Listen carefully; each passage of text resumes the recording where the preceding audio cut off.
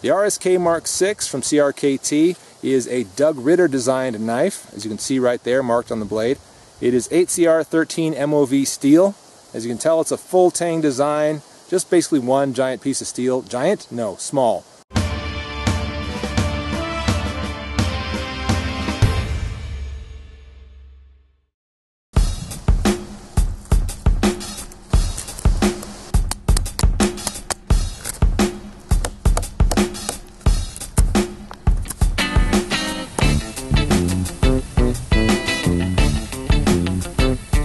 Hollowed out here, as you can obviously tell, and paracord wrapped with that bright orange cord, and a little lanyard attached to it. That's not really part of this cord here, it's just kind of added on for some extra cordage, so that in that emergency, in that dire situation where you need a little extra cord, you've got it. Cool. And I do like the fact that it's orange, actually. Makes it super high vis. You're going to drop this or lose it in some way, or it's at nighttime, or, you know, imagine the worst case scenario, right? Orange is a great high-vis color. I'd love to have a bright high-vis color on my knife if I really need to make sure that I have it and that I can find it. It's got a nice thick stock to it.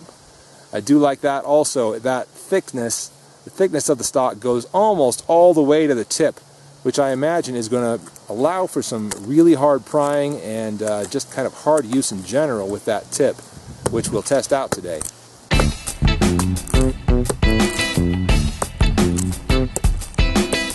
Weight on this blade is about 2.2 ounces, which is just right for something like this.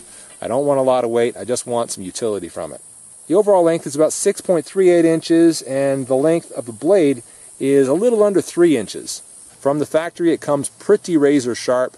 I have touched it up since I've used it a little bit, and so it's wearing my edge on it today. A couple holes there in the blade, pretty much just for aesthetics. Maybe there is some sort of a nice survival or other use you could apply those to. I'm not sure what that would be, but I'll take them. They look cool.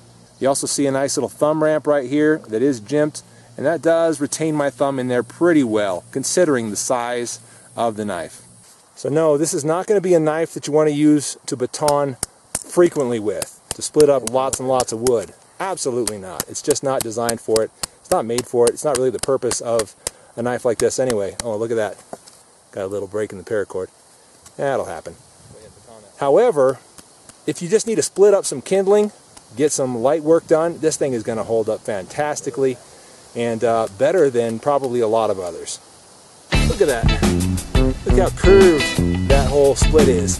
That knife is just following it down. Just following the split down. It's nice. That tells me this is, I mean, given its size, it's kind of an agile knife. A larger knife, I don't know if it would have followed that split down or if it would have had some issues and maybe gotten some kind of a little bend in the edge. This has nothing like that going on. It's just got great geometry. I think Doug Ritter is pretty smart about how he designs these knives to be very tough while still very small. Now the sheath for the RSK Mk6 from CRKT is a thermoplastic sheath, and I've got no problems with it in its performance. It does kind of grab the knife in a slightly weird way.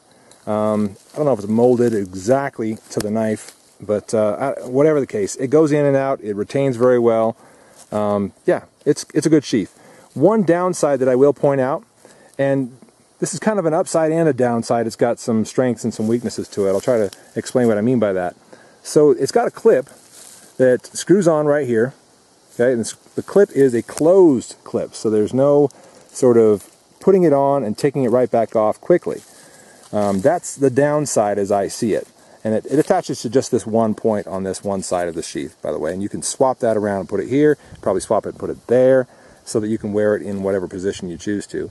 But the downside, like I said, that I see is that you cannot remove the knife, sheath and all at once, very easily. So if you have this on your belt, mounted sideways or up and down, you basically got to undo your belt to pull the knife and sheath off.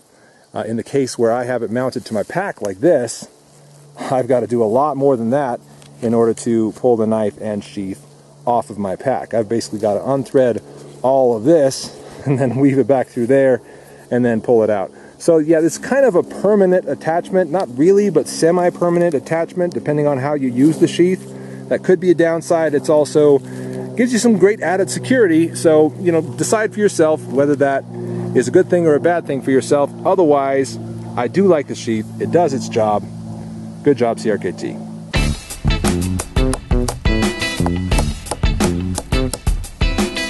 Some last thoughts on the RSK Mk6 from Doug Ritter and CRKT knives. I like this thing quite a lot. It's a tough little knife. It really gives something like the Azula a run for its money. I feel like it's pretty comfortable in hand for almost all of the cutting tasks that I did. If there was one that I didn't like, it was probably the upside down stabbing, prying type of motion. It was not really enough for me to grab onto handle-wise to keep my pinky from wanting to slide up and onto the blade. But that's not really something you want to do with a small knife like this anyway. So, within its limitations, this knife is fantastic. And above and beyond them, I think it's very, very good. Doug Ritter has designed a pretty cool knife here. I definitely recommend it. The folks over at CRKT did send me this knife for review. I've tried to give you the ups and the downs of it. I hope you've enjoyed this review. I'm the Late Boy Scout. We'll see you later. You can see that as we match the blades up, the blade shape is pretty much identical, near as I can tell. But you've got a longer handle on the Azula 2, meaning you can get a nice full grip on that, get some comfortable cutting done with this knife.